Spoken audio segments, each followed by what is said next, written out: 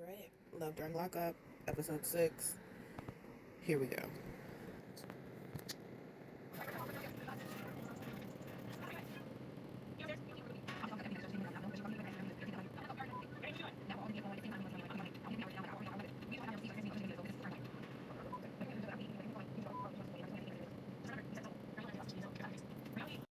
Alright, y'all. We're at the first commercial. And they started off the episode with Ayana and Jamal. And she finished the phone call with the judge who told her that she couldn't feed her daughter. So she was still upset. But it's the same day as her visitation with Jamal. So right after the phone call, her friend is coming over to pick her up to take her to go see Jamal. And then she goes to jail the next day. So she's super stressed and she's in the car talking about somehow she hates that people can go to school for degrees and then lock people up and shit like that and ruin people's lives and shit. Which I kind of feel it, but then I kind of was like, the law. You know what I mean? I don't know. She's still a mess. I'm just like, do I really feel like watching that this morning?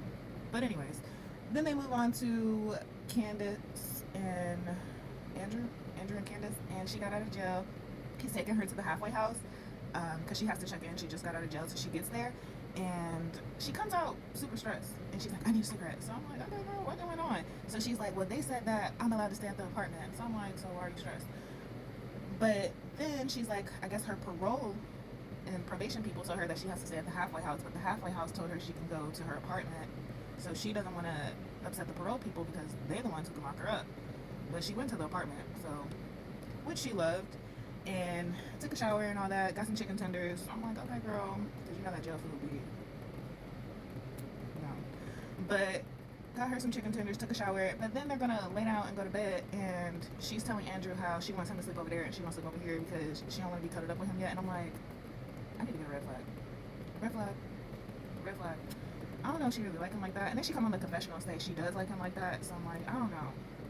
But I just love the type of person that he is, regardless. But I don't know if they're gonna work. I don't know if she really likes him like that. She needs to. She needs to really like him like that. But you know, opposites, people like people who abuse them. I guess unhealed people like people that abuse them. So maybe she got some more healing to do. But she doesn't. And of course my phone went that crazy this morning and cut me off. But anyways, she needs to like him, and that's pretty much all I was gonna say. So it could have gave me an extra couple seconds to tell y'all. Catch y'all at the next commercial.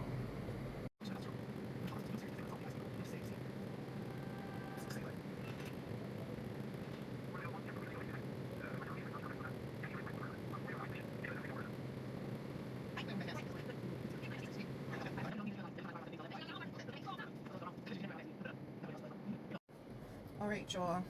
We back at the commercial, and they gave us a lot. They gave us a lot, so hang on with me here, okay? They came back with Joey and Michael, and Joey's mom had a brain aneurysm that caused her to have a stroke. And I was like, oh my God, you know what I mean? I'm like, oh my God, like, you know, that's tragic. I wouldn't wish that on anybody. So, of course, he had to go through that, be in ICU with his mom, and thank God I think she's, you know, still around, but I think she just had the stroke and was in the hospital.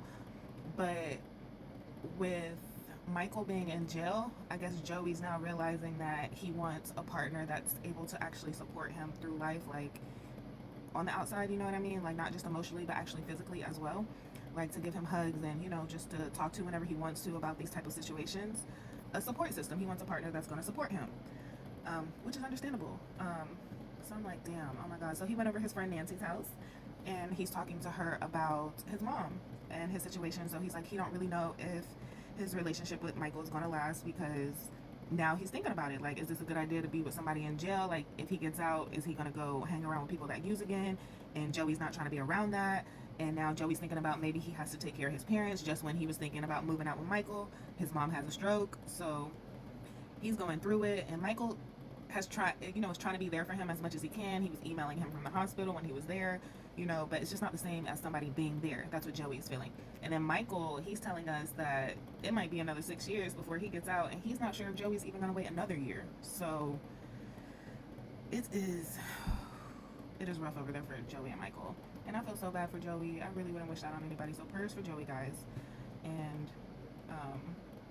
yeah, but one thing, they was eating pizza, and then he put one slice of pizza in the freezer bag, and I'm like, what are you doing? Like, why are you why don't y'all just like that? That's a waste of plastic. Like, eat the pizza, give it to the cameraman, throw it away. Like, it was the smallest slice of pizza. I'm like, come on, Joey, come on now. And then we go into Shanta and True. So Shanta is about to go meet True's mom and sister because she don't want none of that drama at the release date. She like, I'm gonna just meet them before we gonna have this scene, and then we can have another scene at the release date. Because if this don't go well, what you think gonna happen at the release date? That's what was in my mind. But anyways, so she's going to go meet his mom, and this told me a lot. So her niece Janelle comes over to go with her to meet his mom and his sister, and he calls, and you know, they pack up. Well, first they pack up the stuff in the car, and her kids and stuff are like, you know, I'm nervous, and Janelle's like, you know, I'm going with her, so you know, it's gonna be cool. So then they pack up and everything, and True calls, and he's like, are you excited to go meet your mother-in-law and your sister-in-law? And she's like, I don't know about that, and I don't know about your sister or whatever. But then she tells us that she talked to his mom before. She talks to his mom whenever she's late sending him money or anything like that. His mom reaches out to her and asks her what's going on with the cash. And I'm like, why? Why is his mama in your pockets? But anyways, so then she goes on to tell us that True didn't even talk to his mom like that until like 6 months to a year ago or something like that, because his mom testified against him in court and got him locked up, and told all his homies or whatever to testify against him, and told the judge that if the judge let him back out, then he would be doing the same thing. So the judge gave him like 13 years. Is it 13? I don't know. Years in prison. So ding ding ding ding ding ding ding ding. Everything made sense there.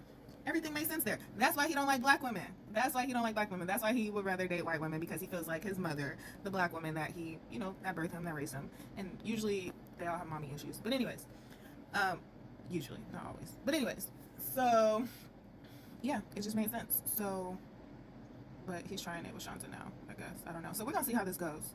But that definitely made sense. I'm like, oh, okay. So your mama done got you locked up. So that's why you wanted to date outside your. Of course, I got cut off. But that makes sense. It definitely all makes sense why he would rather date outside of his culture. Because he feels as though his mom turned her back on him and she wasn't loyal. So maybe other women will be more loyal and love him more. That's what he thinks. But every woman is not the same. But anyways, yeah, this is going to be the end of part 1. Catch me in part 2. And thank you for watching so far. I appreciate it. Show me some love, like and content. What do you, comment. What do y'all think? How are y'all liking this season so far?